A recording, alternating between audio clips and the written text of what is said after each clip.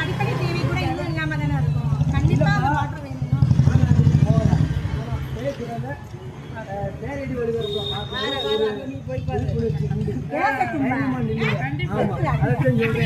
ரொம்ப நன்றி.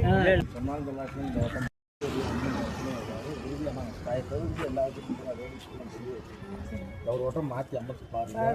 அடுத்து வந்து என்ன வரும்ன்றது 2026 தளபதி விஜய் வந்து எலெக்ஷன்ல நிக்கிறாங்க. கண்டிப்பா நீங்க ஓட்டு போட்டுருங்க.